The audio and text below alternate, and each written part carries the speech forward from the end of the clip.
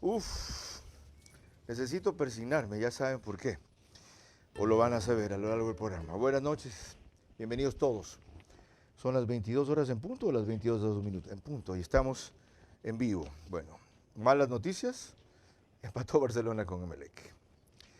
Peores noticias, Milei perdió el debate en la Argentina. Fue un desastre. Buenas noticias, rompió su silencio Soledad Padilla. Y mejores noticias, el más destacado crítico político en prensa de este país, Roberto Aguilar, es enjuiciado por Diana Tamaint, presidenta del CNE, acusado de violencia política de género, debido a este artículo. Levántate y anda. Roberto Aguilar Andrade es nuestro invitado todos los 60 minutos de este programa, para hablar de este incidente. Pero a propósito del incidente, de lo que permite revelar y traslucir, y más allá de eso, de la política que vivimos en este instante y debe cesar, y la nueva que debemos procurar, y no se ve todavía concretarse. Bienvenidos entonces por primera vez al encuentro en vivo con el más celebrado cronista político del Ecuador.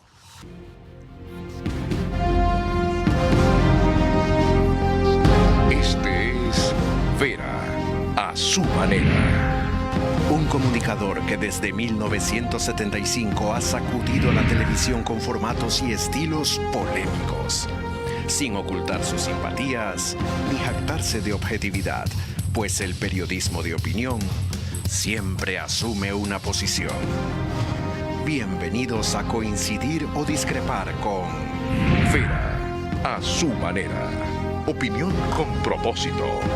Democracia.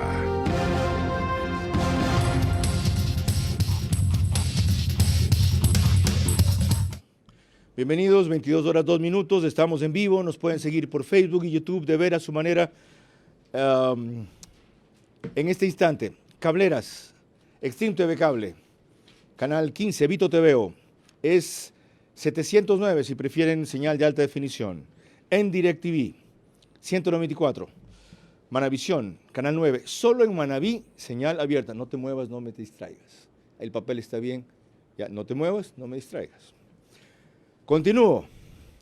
En todas las cableras, adicionalmente a las que mencioné, estaba hablando con mi cara, con Guacho Muñoz, pero no es hijo del puntero derecho de Barcelona.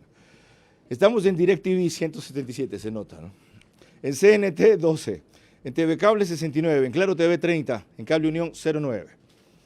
Vamos ahora a radio, 101.3 FM, en audio y en imagen para sus plataformas digitales, Radio Centro. En Manaví, Candela con K, 89.3 FM. En Riobamba, para Chimborazo, Cotopaxi y Tungurahua. La Bonita del centro del país, 89.3 FM. Y en Quito, ya va 3 semanas, con nosotros Radio Única, 94.5 FM. El programa de hoy tiene un comienzo sui generis, como ya lo van a ver. Lorena Ochoa, bienvenida. ¿Cómo estás, Carlos? Buenas noches y buenas noches a todos los que nos ven y nos escuchan. Les recordamos que el tema de hoy tiene que ver con una denuncia contra el más destacado cronista político de prensa de estos tiempos. Nuestro invitado de esta noche, Roberto Aguilar, por parte de la presidenta del CNE debido a violencia política de género, por un artículo que reseñamos en breve. Ante eso, el periodista ya ha respondido.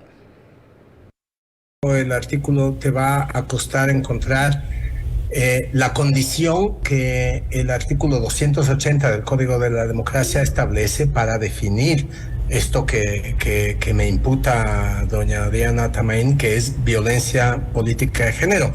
A saber, violencia política de género es el uso, esta infracción electoral consiste en usar estereotipos de género para menoscabar la figura pública de alguien. Hay un abuso de este artículo, el 280 del Consejo del Código de la Democracia, con la intención de abrir un espacio de impunidad de género. Mi colega Martín Pallares dice que esto es una especie de vacuna para persuadir o disuadir a los periodistas Es curioso que, por decirlo menos, que un día antes de poner la denuncia ante el Tribunal de lo Contencioso Electoral, la señora Diana Tamain viajara a Bélgica. Quiero decir que puso la denuncia desde Bélgica.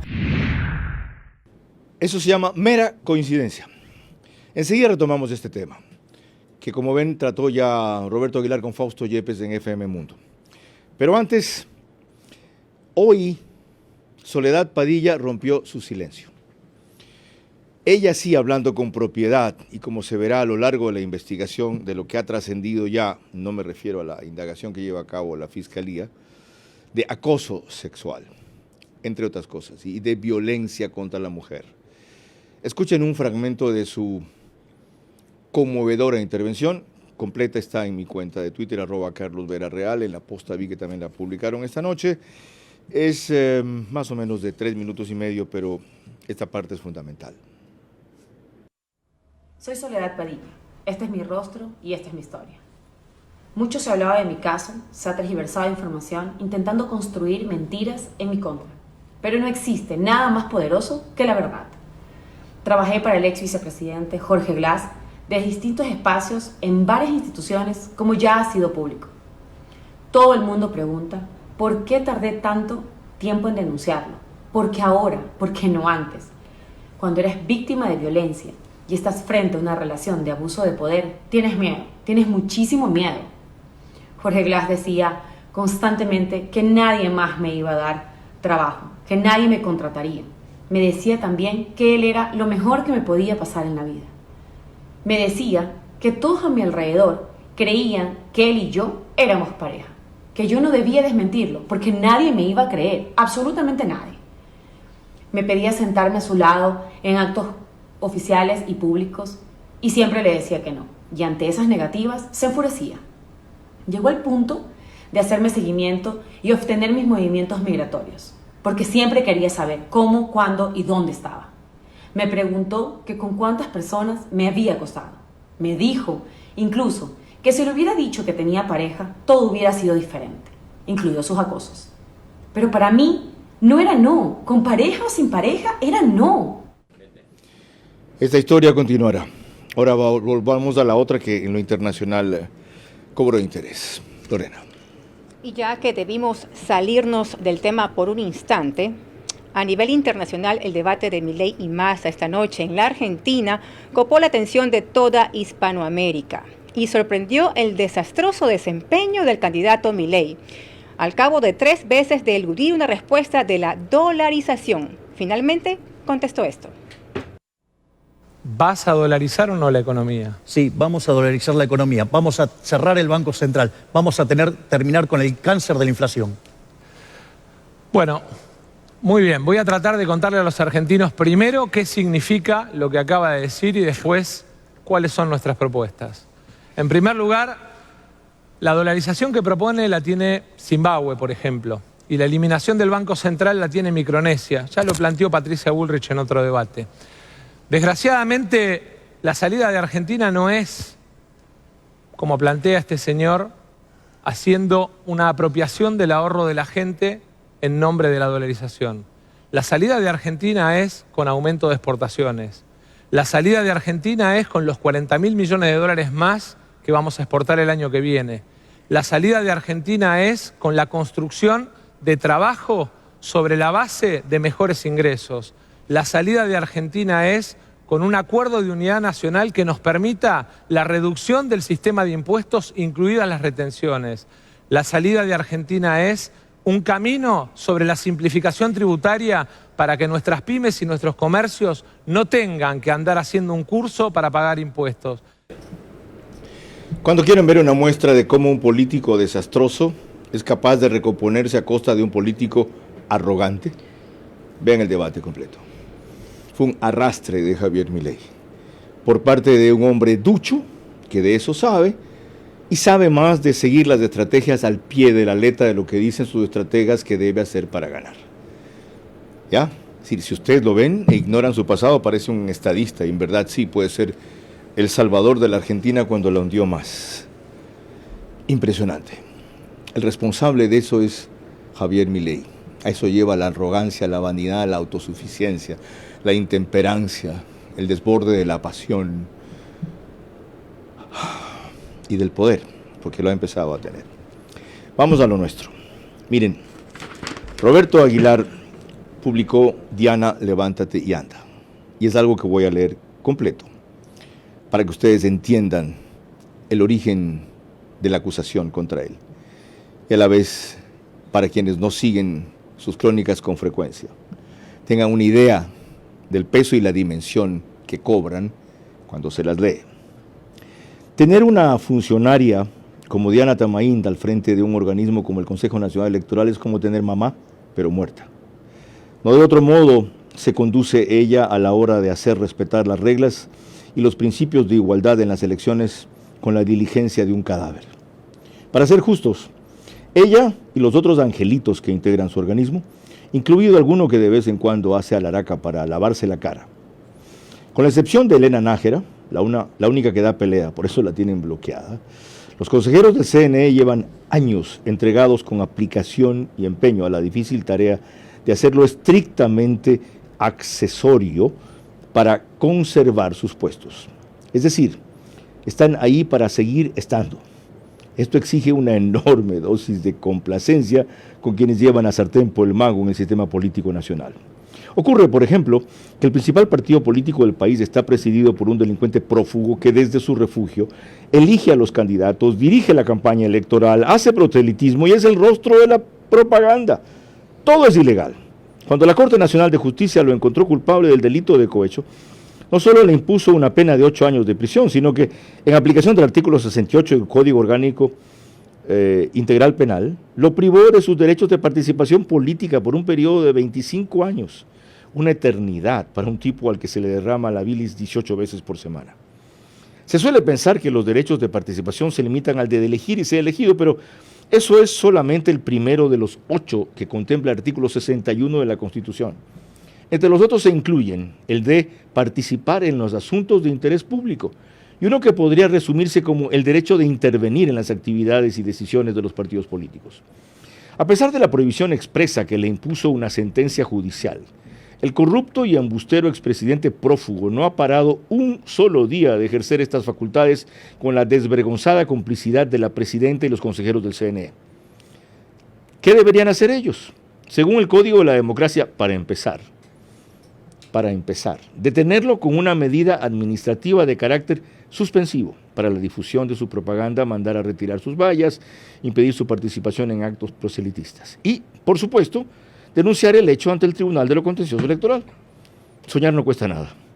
Estamos ante la pusilánime y obsecuente Diana Tamaínd, que no movió un dedo cuando el mismo personaje, al frente de su estructura partidaria, entró de lleno en la campaña para integrantes del Consejo de Participación Ciudadana, lo cual está expresamente prohibido por la ley. Veremos algo de eso más adelante. La misma Diana Tamaínd, que validó mediante la presencia de una delegada suya, que era como enviar un plátano, la participación protagónica de Jorge Glass en la Convención Nacional de su partido en Puerto Viejo para designar candidaturas. Glass, otro delincuente sentenciado y privado de sus derechos de participación. ¿Hay algún poder humano capaz de conmover a esta miseria de funcionaria para que por una vez aplique la ley y haga respetar las sentencias legítimas de jueces competentes? Sí, quizá hay algo. Quizá si en lugar de sentencias de la Corte Nacional se tratara de medidas cautelares dictadas por los jueces de Yaguachi o Manglar Alto, quizás entonces la presidenta del CNE, diligente como un cadáver, se levante al fin y ande. Roberto, bienvenido. Mi lectura no hace suficiente mérito a tu escritura y ustedes están advertidos de que si yo escribiera, lo haría como Roberto expone, es decir, con menor facilidad, cuestión que me advirtió él al aceptar la invitación y que van a entender ustedes porque no es la primera vez que participa aquí en otros espacios, aunque no con la extensión de ahora. Para mí es lo menos importante, Roberto, no cómo escribes y tampoco cómo hablas, sino cómo piensas y lo que haces pensar a los ecuatorianos. Bienvenido. Roberto es quiteño, 1966. Nunca estudié periodismo, le dijo una vez a la revista Diners. Ese fue un consejo de mi papá. Me dijo que el periodismo era un oficio como la carpintería, que la carpintería se aprende en el taller. Que más bien estudiara cualquier otra cosa que me enriqueciera la cabeza para ser un buen periodista. Qué buena lección. Bienvenido. Ahora, vamos a grano. Gracias por la invitación, Carlos. Me gustó tu lectura.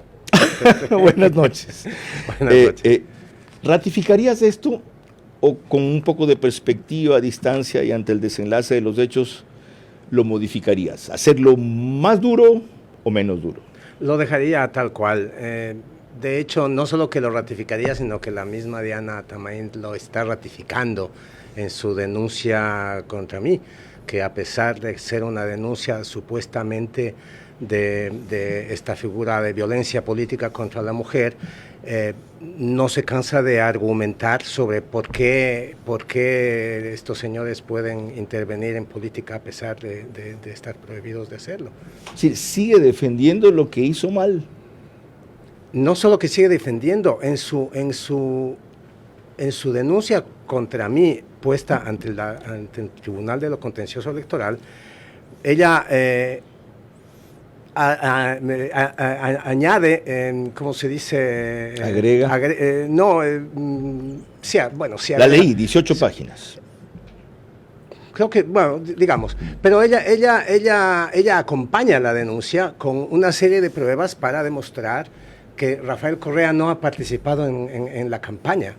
Y yo no puedo entender qué clase, no he visto, pero qué clase de pruebas pueden demostrar algo que a todos nos consta, pueden demostrar la no veracidad de algo que todos vimos. Por eso mismo Rafael Correa no ha participado. Por eso mismo me llamó la atención y por eso supongo que el TCE, le pide ampliación y aclaración.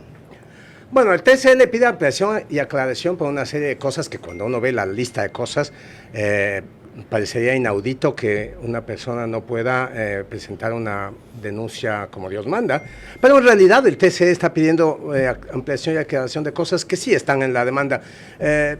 Es como, entiendo que a veces los jueces piden por default ampliación y aclaración sobre tales y tales cosas. ¿En qué parte del artículo que leí pide ella o considera ella que hay violencia política de género? No lo dice, pero eso es lo que yo quisiera saber, porque la violencia política de género, tal como está definida en el artículo 280 del Código de la Democracia, ojo, porque esto es una cosa muy extraña de la que me gustaría hablar más tarde, Carlos. Sí. Esto es una infracción electoral.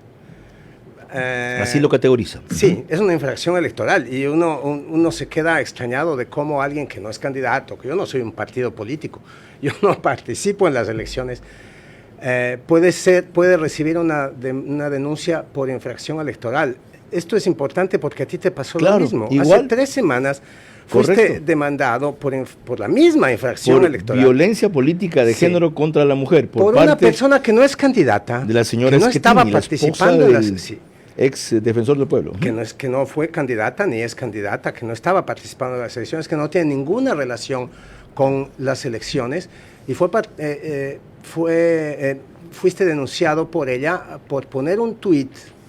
Sí, un tuit. Que no era escrito por ti, no era un video, estabas compartiendo un video y que tampoco tenía nada que ver con las elecciones. Entonces uno se queda un poco loco. O sea, el tribunal de lo contencioso electoral de pronto parece como el último reducto de esta fiebre persecutoria de periodistas que ya vivimos durante 10 años con el correísmo y está actuando, yo me pregunto si dentro eso de dice Martín Pallares que hay en su artículo de hoy. ¿Tú ves lo mismo? Ya un afán de acallar o de intimidar a todos los que hemos tenido esta línea crítica contra el correísmo y sus cómplices como la señora Tamain. A mí me parece que esta figura de la violencia política de género está siendo usada, está siendo muy mal usada y tergiversada y banalizada con esa intención, con una intención de perseguir. Es decir, en lugar de utilizar la figura de violencia política de género contra la violencia política de género real. O sea, ahora resulta que violencia política de género es todo menos la violencia política de género. Pero a juzgar por el precedente que crea la resolución en primera instancia, porque todavía es apelable, y de hecho han apelado o van a apelar mi caso, en el cual me absolvió inicialmente el TCE por lo patójata de esta denuncia, que es peor, lo tuyo correría la misma suerte. ¿Cuál es la preocupación entonces? Si es que cuento con un juez que aplica racionalmente el espíritu de esa ley, el espíritu y la letra de esa ley, yo creo que en mi caso debería tener la misma resolución que el tuyo, porque lo que pasó en tu caso, y que creo que es lo mismo que pasa en el mío, no había una sombra de estereotipos de género. A eso iba. El Código de la Democracia define la violencia política de género como el uso del estereotipo de género para menoscabar la imagen pública de la víctima, ¿no es cierto? Mi caso, ya que lo citaste, la acusadora sostiene que yo incurrí en esa falta al ubicarla como la esposa del ex defensor del pueblo. Entonces yo vi la audiencia, la seguí. La seguiste completa. Seguí la audiencia por Zoom. El argumento es que, pero es que fíjate tú el retorcimiento de este argumento. El argumento es que al decir que es la esposa de tal persona, que es, además, como ella se dio a conocer al público, ella es una abogada, sí, pero ella no tuvo una carrera pública que la hiciera conocida. Ella fue conocida públicamente como la esposa de este señor cuando este señor fue preso por el escándalo que protagonizó en su casa. Y en tu caso, en todo lo que he leído, ¿dónde está el estereotipo de Diana Tamain? ¿Qué haces tú?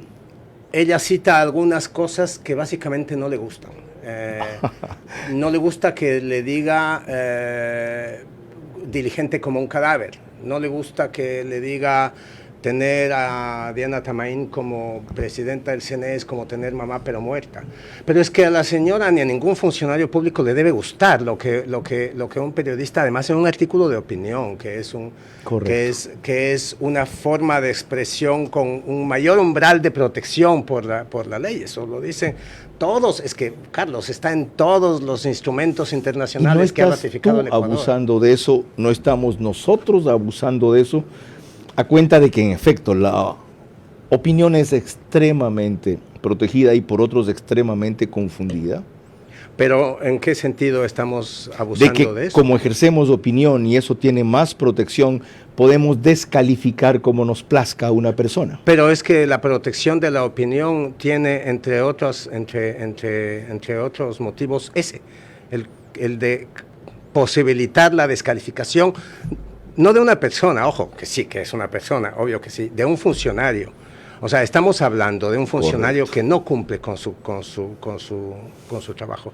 Carlos, y que además por regulaciones internacionales adicionalmente tienen que tener un temor, una protección, un umbral mucho menos bajo de protección y un nivel mucho más alto de tolerancia, cuestión que no entienden ni aceptan. Es decir, quieren todos los beneficios del poder público, pero ninguno de los sacrificios que eso significa. O sea, no puedo decir que un funcionario, es como que tener un funcionario en tal cargo es como tener mamá pero muerta. O sea, ¿te das cuenta? O sea, ¿cuál es el límite? ¿Cuál es el límite de lo que, si eso no puedes decir, ¿qué más no puedes decir? El límite es el que ellos quieren poner. Exactamente. No me gusta. Ok. Consultémosle a un constitucionalista desde afuera. ¿Cómo ver este problema, doctor Carlos de Tomás, usted que además es un lector asiduo de las crónicas de Roberto Aguilar en Expreso? Buenas noches.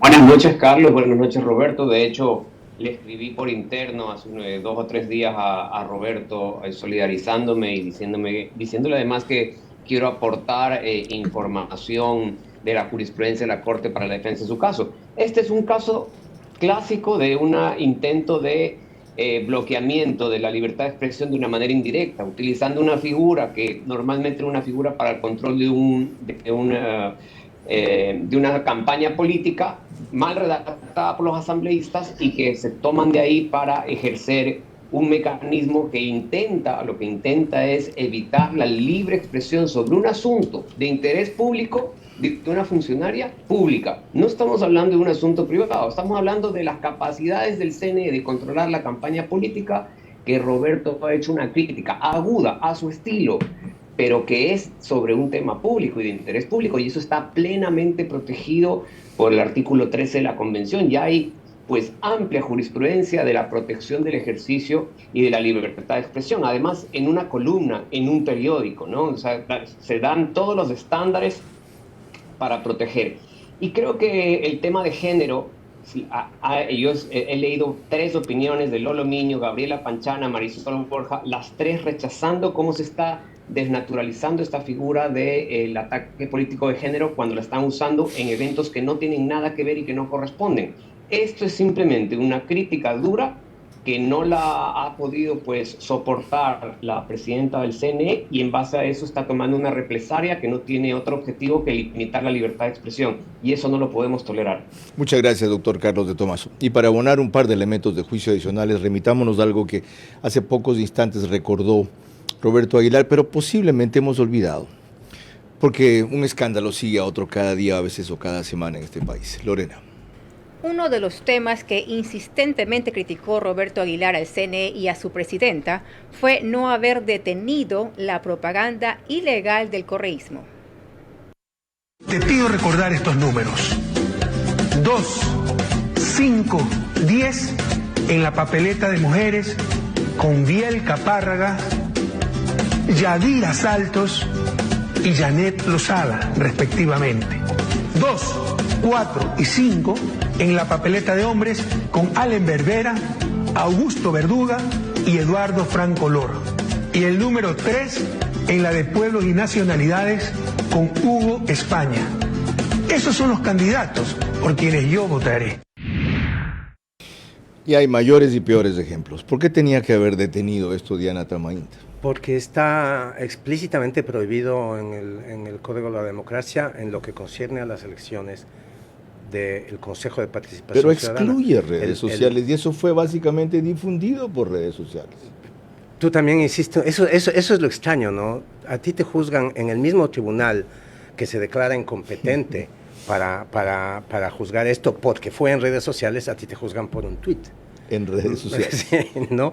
Entonces a mí me parece que eso es un pretexto con el que no se puede seguir manejando en un momento de nuestra historia electoral en el que las campañas se dan en las redes sociales. O sea, las redes sociales son determinantes y todo el mundo está trabajando en redes sociales, y el TikTok juega, y o sea, la campaña se define en redes sociales. Veamos. Entonces, formalmente, decir que no pueden controlar eso es un pretexto.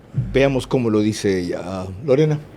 Ante la falta de control del CNE a la propaganda electoral ilegal en redes sociales, la respuesta de la presidenta Diana Atamaín siempre fue esta. Es claro, y hay que manifestar y recordar a la ciudadanía que el control de la propaganda electoral o promoción electoral, la ley determina en aquellos medios que están determinados en la ley. Esto es radio, televisión, prensa escrita, vallas publicitarias y medios digitales. La Corte Constitucional le quita la facultad al Consejo Nacional Electoral controlar el contenido en redes sociales. No se pueden identificar con relación directa, porque la ley lo que dice es no pueden hacer campaña ninguna organización política, persona o de forma individual el candidato al Consejo de Participación Ciudadana, y en esas frases no se puede determinar exactamente como prueba, para poner una denuncia ante el Tribunal Contencioso Electoral como una infracción electoral. Cuando se está fuera de la toma de decisiones es muy fácil acusar, decir, opinar, pero cuando se tiene que aplicar la ley y la Constitución como manda y como nos corresponde a nosotros, es otra la realidad, y nosotros tenemos que precautelar que nuestras decisiones estén apegadas a derecho. En otras palabras, reclámale a la Corte Constitucional y a la Asamblea, y no a Diana Tamaín. Ella está diciendo que solo puede controlar la publicidad de televisión y radio, es decir, de los medios en los cuales la publicidad electoral ha sido aprobada por ella. Es decir, ella solo puede controlar la publicidad que ha sido aprobada por ella, y como ya la aprobó, ¿para qué la va a controlar? Es decir, ella no controla un carajo, eso es lo que está diciendo, que no controla nada. Y la verdad es que esta es una infracción tan descomunal, la del CPCSS. Fíjate que la ley es muy cuidadosa para, o sea, yo no creo en el CPCSS en su derecho de existir siquiera. Yo creo que eso es una anomalía institucional que debería desaparecer. Pero la ley es tan cuidadosa en esta apariencia de proteger al CPCSS de toda intromisión de partidos políticos y de manos externas, que incluso los movimientos sociales, que son los que sí están autorizados a participar, los partidos no, los movimientos sí, pero incluso los movimientos sociales solo pueden participar apoyando a un candidato, no más de uno. Y estos señores permiten que un partido apoye a 7.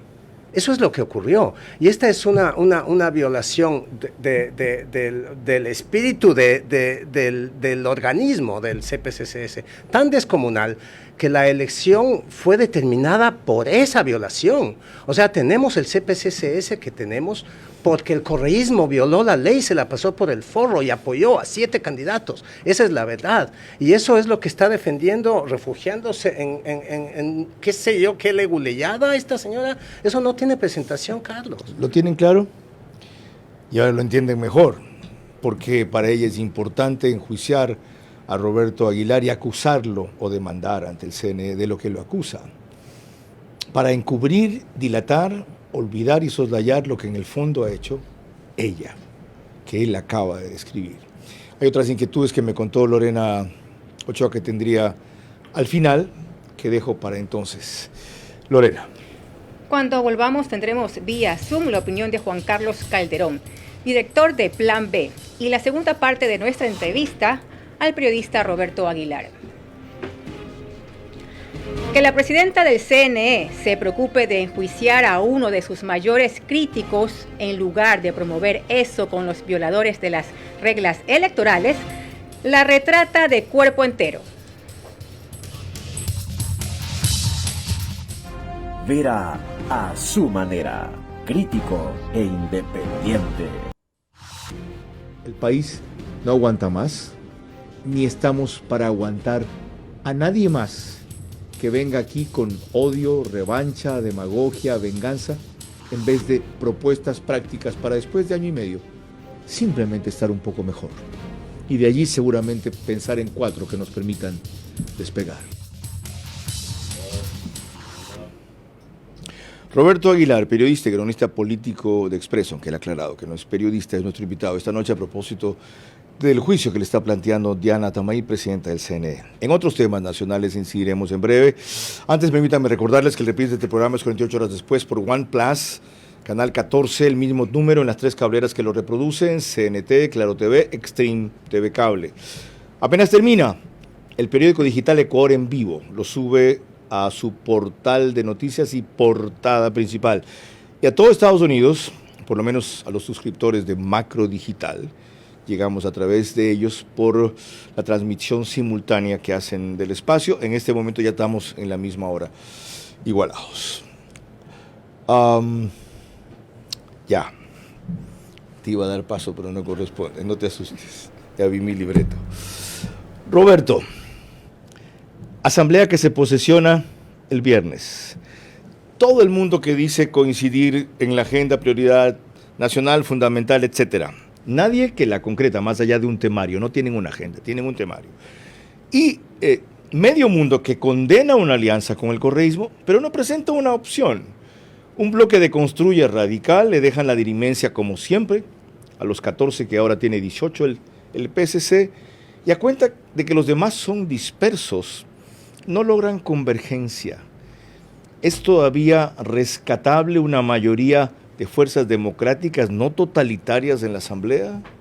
Yo creo que esa debería ser la única opción, o sea, no deberíamos estar preguntándonos siquiera si tenemos un partido, por numeroso que sea numerosa que sea su bancada, del que sabemos a ciencia cierta, y lo sabemos a ciencia cierta porque no se han cansado de decirlo, que tienen un proyecto autoritario.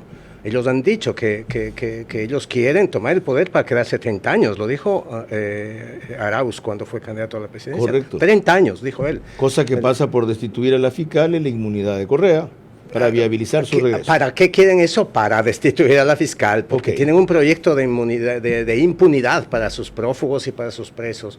Porque tienen un proyecto de venganza del que también han hablado. Rafael Correa grabó un video, empezó Teleamazonas, Ecoavisa, claro, el Universo, etcétera, etcétera, ¿no es cierto? O sea, hay una lista de venganza. Y desmintió a Henry Kronfeld diciéndole: estás mintiendo, la destitución de la fiscal estuvo como sobre la mesa en nuestras negociaciones. Pero del otro lado, ¿no hay la misma rigidez? María Paula Romo, por ejemplo, no está en una posición ya de intransigencia. Yo decía el otro día, Fernando Villavicencio, que fue a quien se le debe construir ese bloque, sí hablaba con los correístas, sí negociaba con los correístas, no claudicaba con los correístas. ¿Ya? Así manejó y pudo mantener la presidencia de la Comisión de Fiscalización que le quisieron quitar, logró algún rato que voten a favor de sus tesis, en ciertos puntos tuvo unanimidad en los proyectos del Pleno. ¿Ahora están más papistas que el Papa ellos? Pues que una cosa es una negociación puntual por una ley que puede reunir los intereses de todos, una ley en la que todo el mundo puede estar de acuerdo, qué sé yo, cualquier ley sobre seguridad, sobre educación. Hay leyes en las que todo el mundo va a coincidir y nadie se va a oponer que el correísmo vote a favor de leyes en las que todo el mundo está de acuerdo. Lo que no se puede es someter a negociación la conformación de la Asamblea, entregar poder a cambio de impunidad. Está claro, ni cuando lo hagan PSC y correísmo lo van a poner así, pues, Roberto, va a estar sobreentendido y no admitido, pero va a estar. Pero no me parece intransigente simplemente negarse a negociar a cambio de impunidad. Pues entonces tienen una alternativa, más que al país por ahora, al gobierno. ¿Dónde está la alternativa? El gobierno debería estar buscándola en lugar de estar negociando con el correísmo. ¿Por qué el gobierno? O sea, si la alternativa... lo más fácil para el gobierno es negociarla con el correísmo. Primero, por el número que tienen, ¿ya? Y segundo, porque ya ha dicho Daniel Noboa, que él para eso no se presta. Entonces, cuando el correísmo quiera proponer eso, él dirá que no. Se acabó. O sea, a mí me parece bien esto de hacer de la necesidad virtud. Pero no me parece bien hacer del vicio virtud. O sea, lo que tú estás diciendo es que hay que hacer virtud del vicio. Eso es lo que se deduce de lo que ha hecho el presidente electo. Ya he dicho que estoy contra la impunidad, ya he dicho que no favorezco a la fiscal general. ¿Cuál es el problema de que haga acuerdo con esta gente si cuando lo quieran promover yo estaré en contra y mi bloque estará en contra? ¿Y vos crees que el correísmo de verdad ya dejó de lado su agenda de impunidad? Para nada, le van a tomar su palabra es exactamente lo que quiere. Y como no depende del resto, lo van a llevar adelante. Así es. 35 firmas tienen, el CAL Así tienen. Es. ¿Y no crees que el gobierno debería estar tratando de impedirlo? Y conformando un bloque en la Asamblea que, o sea, números se pueden dar, sí hay, pero es que el gobierno desde el primer momento se ha negado a hablar con Construye. Construye hasta ahora, de lo que no he hablado con nadie de Construye en los últimos 2 días, pero no creo que haya cambiado la situación. El gobierno debería impedirlo, Roberto. Porque si lo más fácil es lo que te digo para ellos. PSC dice bueno, correísmo dice bueno, tanto PSC como ADN dicen eso no lo admitimos y no lo vamos a impulsar. ¿Cuál es el problema? Se acabó. ¿Por qué el gobierno, teniendo esa aclaración, debe impedirlo? Si es más fácil y le van a dar gobernabilidad. ¿Por qué? Pero gobernabilidad para darles más poder a los que tienen el proyecto autoritario. Y para darles más poder a los que tienen un proyecto para las cosas que él quiera, siempre y cuando lleguen el momento crucial que va a ser la votación, si es que llega a la fase de juicio político eso, ¿ya? Ahí puedan conseguir lo que quiera, que lo conseguirán, ¿sabes cómo? Con intimidación y con plata. ¿Sabes por qué, Carlos? Porque cuando hablamos de los asuntos que son prioritarios, de cuáles son los puntos clave para que este país avance. Y todo el mundo dice seguridad, y todo el mundo dice, dijiste, es más un temario, ¿no?, que una agenda. ¿Sí? ¿Sí? Ya tenemos el temario, o sea, nos vamos a poner de acuerdo, evidentemente que nos vamos a poner de acuerdo, esos son los temas. Pero hay un tema del que nadie habla, que yo creo que es el tema clave, central, que es la reforma política. Y si no hay reforma política, no vamos a salir del hueco político en el que estamos. ¿Reforma política quieres tú en año y medio? Yo creo, ¿por qué no? ¿A través de? No? A través de la Asamblea. ¿Con esa mayoría? Es que no con esa mayoría, pues con la otra. ¿Y por qué no con la consulta también, Roberto? Con la que debería armar, pero es que nada de eso va a pasar si es que no tienes un gobierno empeñado en hacerla. Y este gobierno simplemente... ¿Y no lo ves empeñado en hacerla? No, porque de hecho se presentó como el candidato que no está peleado con el correísmo.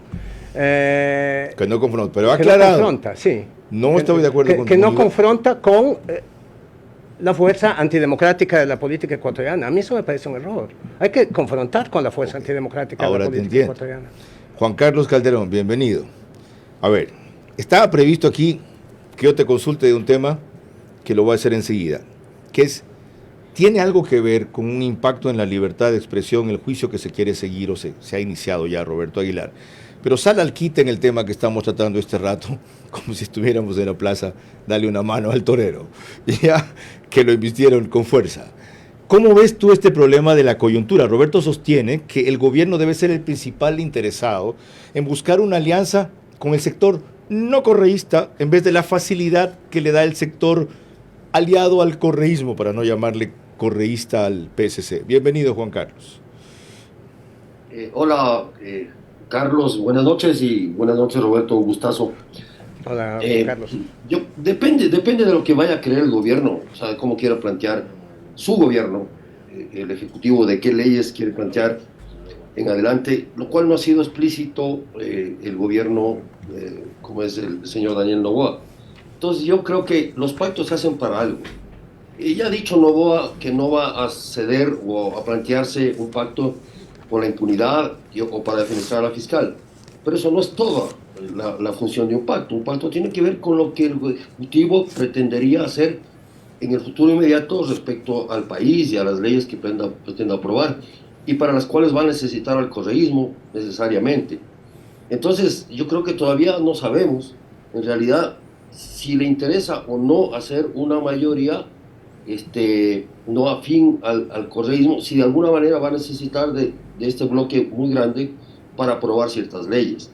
Me parece que eso es lo lógico. ¿Qué estrategia tiene Noboa? De aquí apenas se posesione a un mediano plazo, a los próximos 100 días, para su relación con la Asamblea Nacional. Y él debe valorar si necesita o no tener un bloque, o con quién se alía, o sea, con quién se hace alianza.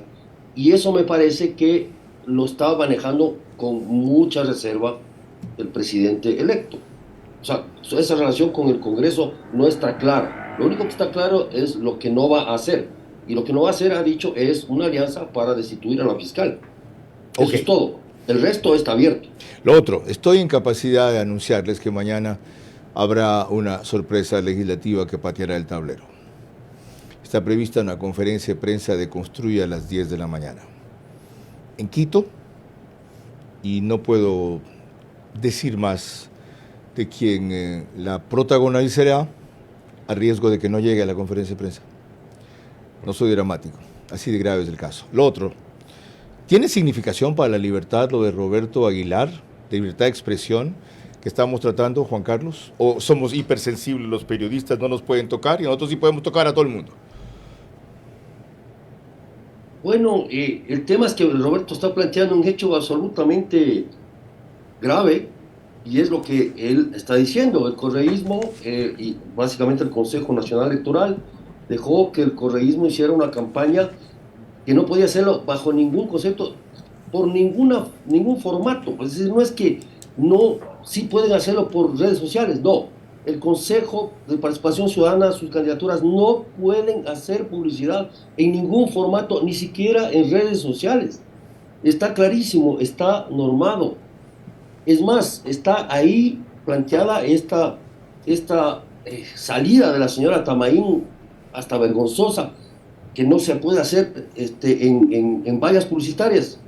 Vayan, recorran el Ecuador, o sea, cualquier calle estaba ahí las vallas publicitarias de este señor expresidente apoyando a su Liga Azul, abrazándoles. Esas son vallas publicitarias. Tampoco podía hacerlo. Pero entonces, ¿qué es lo que ha pasado? Roberto Aguilar fue el único periodista con absoluta frontalidad le dijo quién es culpable de que esta victoria electoral haya sido hecho trampeando la ley. Ella, esta funcionaria que se llama Diana Tamaín, presidenta del Consejo Nacional Electoral. Si uno mira, Carlos, su demanda, el contenido de su demanda, hay dos cosas absolutamente absurdas cuando plantea ella y asevera ahí que, como es Rafael Correa, no hizo campaña. Dice, tengo los certificados de sus mismos funcionarios, de sus mismos funcionarios, donde dice, tengo los certificados donde se muestra que el señor no hizo campaña. ¿Dónde estaban estos funcionarios? ¿Qué estaban haciendo? ¿Cómo pueden afirmar eso? O sea, todos somos ciegos, nos estaban viendo la cara de cojudos, perdón la expresión, sí, porque eso es lo que están haciendo. Entonces, ¿por qué no juicia a Roberto Aguilar? Porque fue el único que se lo dijo con frontalidad. Gracias, Juan Por escrito, Carlos. además, que queda absolutamente claro en el papel y va a quedar señalada de por vida. Gracias, Juan Carlos. Si alguien sabe de juicio, te paso, eres tú. Cuando escribió El Gran Hermano junto con Cristian Zurita, la respuesta que le quisieron dar más de uno fueron siempre no aclarar, no refutar, no desvirtuar, enjuiciar. Lorena. Cuando volvamos tendremos vía Zoom a Óscar Ayerbe, ex candidato al Consejo de Participación Ciudadana y Control Social.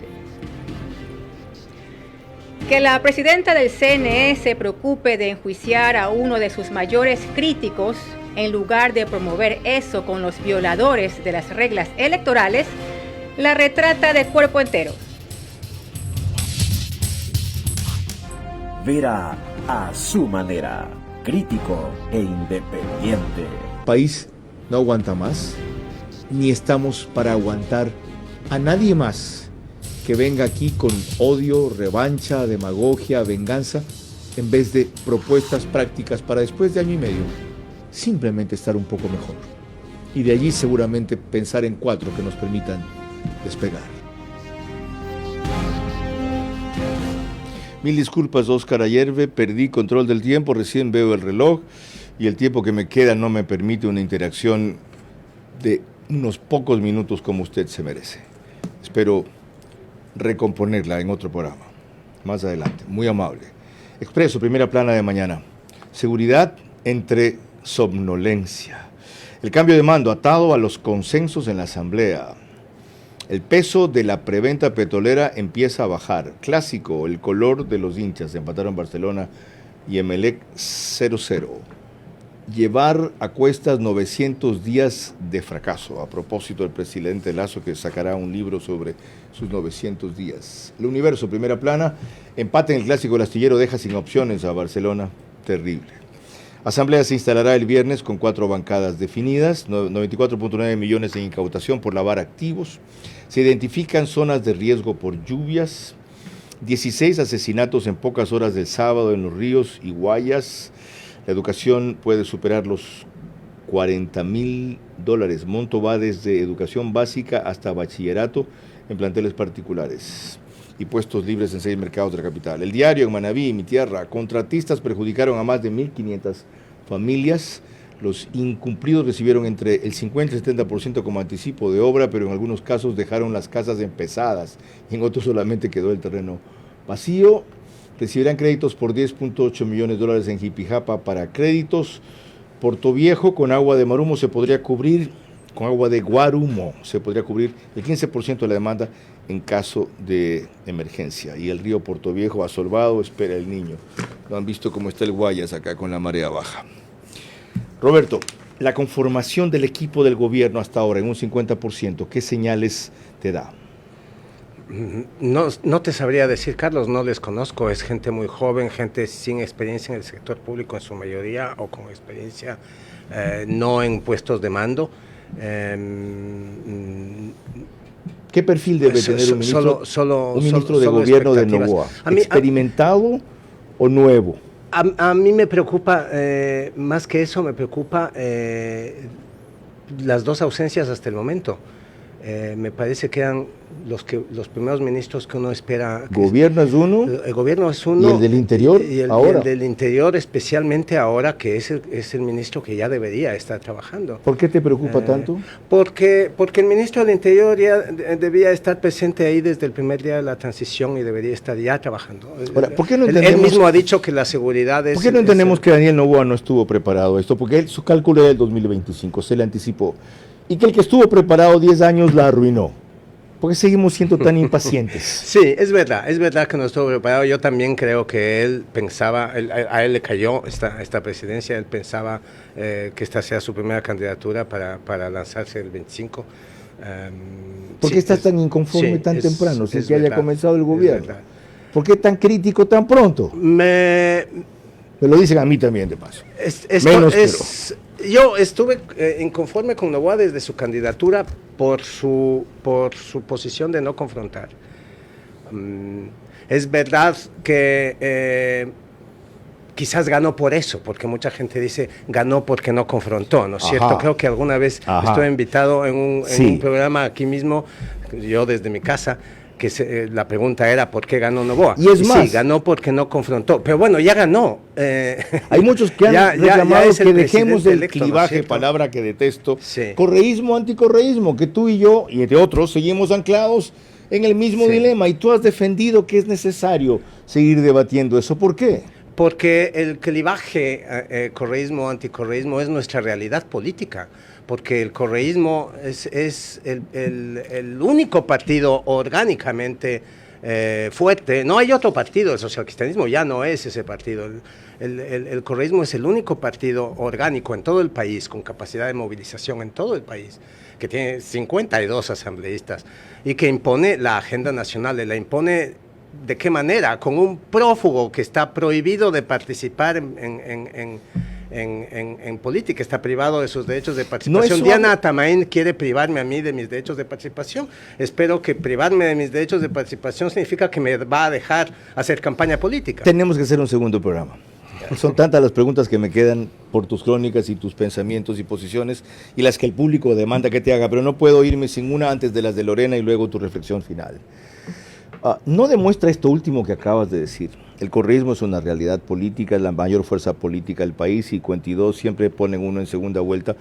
¿No demuestra eso que nosotros, los otros, hemos fracasado? ¿Que no hemos sido capaces de ofrecerle al país una alternativa mejor y gana Daniel Noboa, entre otras cosas, por el vacío que produce el asesinato de Fernando Villavicencio? No sé si es el vacío, fue todo ese movimiento que produjo parte. ¿No debemos hacer nosotros un mea culpa? ¿No somos nosotros los equivocados? Yo creo que la democracia debería hacer un mea culpa, o sea, no ha habido una respuesta democrática. ¿Y nosotros no somos parte de eso? Sí, somos parte de eso. Sí. Y nos seguimos alentando lo mismo que ya la gente, tú reconoces, ha dicho ni anticorreísmo ni correísmo. Pero ¿qué puede hacer uno sino repetirse e insistir en la defensa de unas ideas que son las que uno cree correctas? O sea, yo no encuentro otra manera. ¿Y por qué los que representan esas ideas no triunfan? Si no es defendiendo. ¿Por qué, por ejemplo, Otto Sonnenholzer, alguien que supongo cercano a tus ideas? ¿Por qué Jan Topic, por quien yo estuve en la primera vuelta, era cercano a mis ideas, no triunfan? ¿Por qué ellos no triunfan? Quizá porque este país, iba a decir, está dado al diablo, pero... ¿Fernando Villavicencio iba a triunfar? No lo creo. No lo creo. ¿Si participaba en el debate, pasaba a segunda vuelta?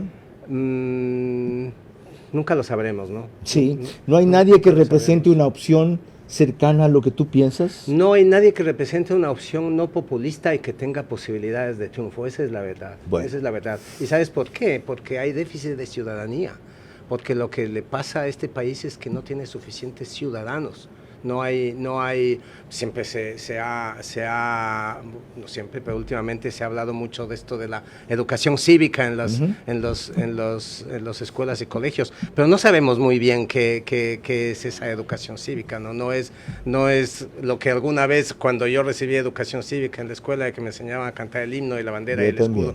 No es eso, ¿verdad? No hay una educación para la convivencia, no hay una educación para entender lo público. Yo creo que en este país lo público, empezando por la manifestación más básica de lo público, que es el espacio público, nuestro comportamiento en la vereda, en la calle. Lo público, fíjate lo que pasa en el espacio público, no es el espacio de todos, sino el espacio de nadie. Entonces, es el mío si es que yo llego primero con mi carro y me planto en la vereda. Entonces, no tenemos esta cultura de convivencia en lo público. Con esa verdad cerramos el programa y con el compromiso mío, espero que de él también, de hacer capítulo 2. Porque es importante explorar a fondo las ideas de Roberto Aguilar, no solo la coyuntura del juicio contra él, y entender la posición del cronista político más duro y celebrado del país, para luego valorar mejor su aporte, que es, en parte, el de mucho de la poca prensa libre e independiente que le queda a este país. Lorena, con el rito final concluimos. Le recordamos a nuestro invitado de esta noche que sus respuestas únicamente en términos de sí o no. Número 1. ¿Considera insultante algún término de su artículo sobre Diana Atamaín, como el de cadáver silente? Sí. 2. Usted le ha dicho cosas más duras y con mayor frecuencia al presidente de la República, sin que él se haya interesado en enjuiciarlo. ¿Demuestra esto que ha respetado la libertad de expresión, sí o no? Sí. Número 3. A raíz de esta experiencia, meditará mejor en ciertos calificativos para evitar más que juicios tergiversaciones. No. 4. No. Una sobresaliente militante correísta, la abogada Marcela Aguiñaga, prefecta del Guayas, le atribuye a usted misoginia por atacar reiteradamente a ciertas mujeres. ¿Es misógino? No. 5 y última. Le ha pedido el diario Expreso, donde publica sus crónicas y análisis, reflexionar sobre este incidente para evitarle más complicaciones de las muchas que ya tiene ese periódico, ¿sí o no? No. Gracias. Roberto, gracias por comparecer. Y más que todo, gracias por escribir como lo haces. En Expreso hoy, Roberto Aguilar dice: Lazo es incapaz de admitir su fracaso. En otras crónicas ha sido mucho más mordaz y duro de lo que fue en esta que estamos comentando con Diana Atamaín. Irreverente y respetuoso, sí. Porque el poder, cuando es mal ejercido, no se merece respeto. Y como acaba de admitir, insultante también, pero no calumniador y mucho menos difamador. Eso es lo que duele, lo apropiado del uso del lenguaje adecuado a las conductas de las personas a las que se refiere, en su gran mayoría funcionarios públicos. Es lo que se necesita en este país, más y mejor, para que a tiempo puedan rectificar lo que a destiempo logran recapacitar cuando ya no hay tiempo más que para irse. Hay que agradecer la denuncia de Diana Atamaín. ¿Saben por qué? Porque permite visibilizar más la bajeza de su gestión y de mencionar la estatura de su crítico. No dudo de que saldrá él avante y de que el TC hará justicia. Lorena. Mañana en vivo a las 22 horas tendremos a Andrea González Nader sobre las resoluciones del bloque Construye en la Asamblea ante la nueva mayoría legislativa. Hasta entonces, que tengan un excelente inicio de semana. Buenas noches.